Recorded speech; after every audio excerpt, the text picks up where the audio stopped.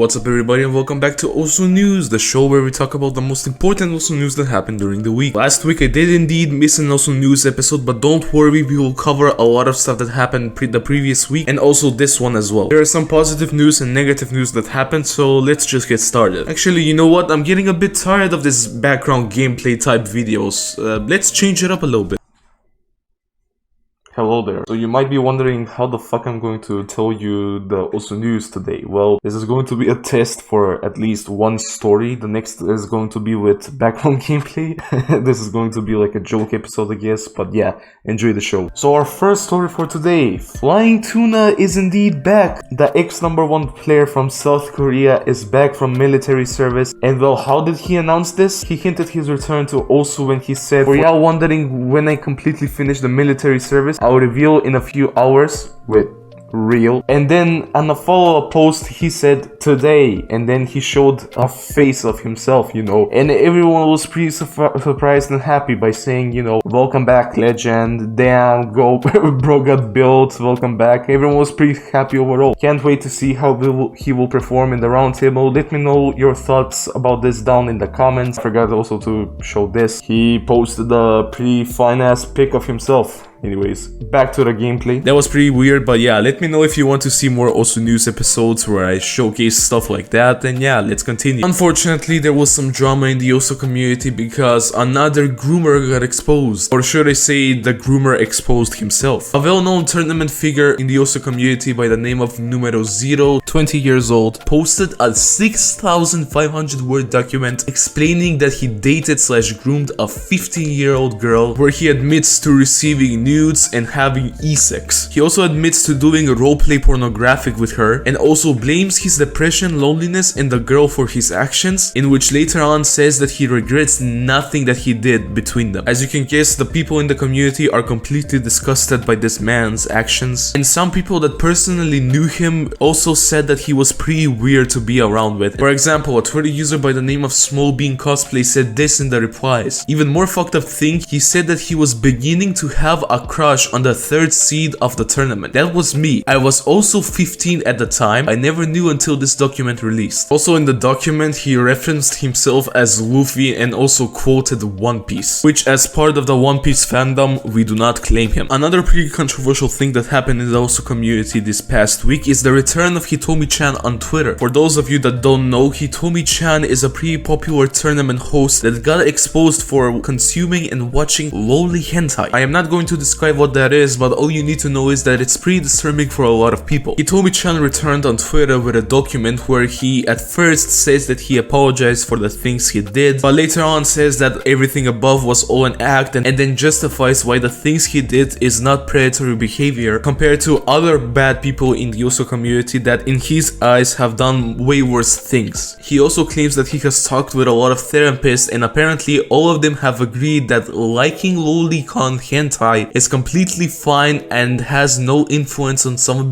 becoming a predator. As you can see, this tweet received 137 quote tweets in which a lot of people disagree with his statement. Let me know what you think about this situation down in the comments, because this is a pretty controversial thing. Anyways, let's change up the mood a little bit and actually talk about some positive news. This story comes from Osu Happy Moments, so shout out to them. A player by the name of Mega Hello's Homo had an electric failure ruining both his brother's PCs. He was planning to go to COE 2023 this year, but he had to cancel his trip and everything else because of the situation that I just said. But luckily for him, a player by the name of Goku heard about this situation and decided to fund his entire trip, plane and even event tickets. This is a pretty wholesome and fun story, and if you want to see more stuff like this, then be sure to follow Also Happy Moments on Twitter. If you've made it this far into the video, then a sub to the channel would be fantastic. Other very important news that happened this week. Apparently the reason Aetrna aka Zelto quit also is because he really hates music. The official Twitter account of Opera GX tried to roast an Osu player, but unfortunately they got a taste of their own medicine when Osu Drama Days roasted them back. And no, that profile picture is not edited, that's their actual profile picture on Twitter. Believe it or not, but Rafis is actually blonde now. New medals have been released in Osu, so be sure to hunt them down. A player by the name of Resia is back after 5 years years of leaving the game. This was apparently a very known player in 2016-17, an AR-11 player that peaked at rank 28 globally. The reason why they disappeared is because they had military service, and after that they finished university. The commentators for the Roundtable 2 have been announced, which includes people like Dio, Happy Stick, Will Stetson, and this one guy. And finally, if you want to stay updated with the latest Osu news, then be sure to join my Discord server because you will be pinged as soon as something happens in the Osu community. And now let's move on to the scores of the week.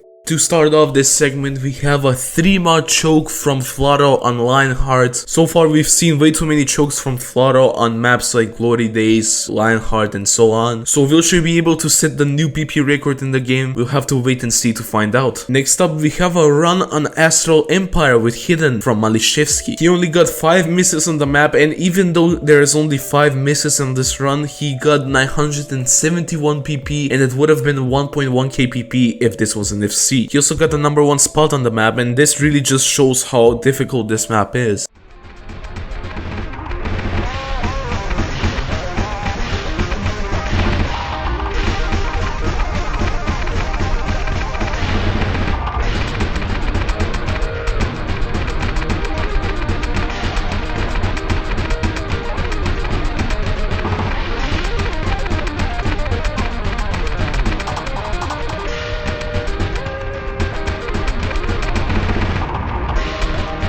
Then we have a pretty surprising score, but minusGN got the very first easy hidden FC on Freedom Dive with only getting 6 100s on the map, which means he got 99.8% accuracy, and the play is worth 565 PP. We already know how good minusGN is with easy, and this just proves it to everyone.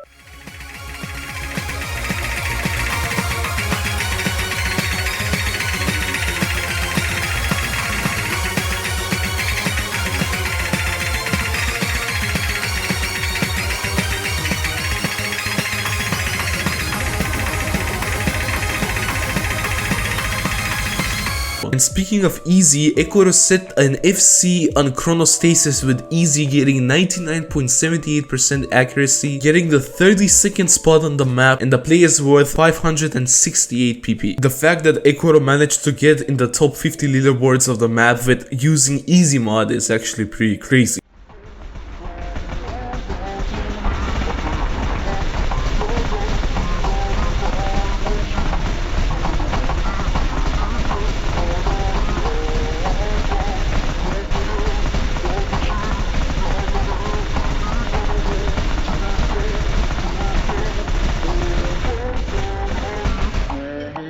The #1 score for this episode of Osu News is Zoomer's Hidden DT FC on Neko Mini. This is a pretty crazy but short finger control map, and this is the second ever 10-star FC medal that someone has gotten. And I have to imply without using touchscreen, of course. If we count the other 10-star FC medals, this would have been the 4th one. But yeah, I already made a reaction video to this, so be sure to check it out if you still haven't. Here they are on screen right now. Be sure to like the video if you liked it, dislike it if you don't, and I'll see you in the next video. Bye bye.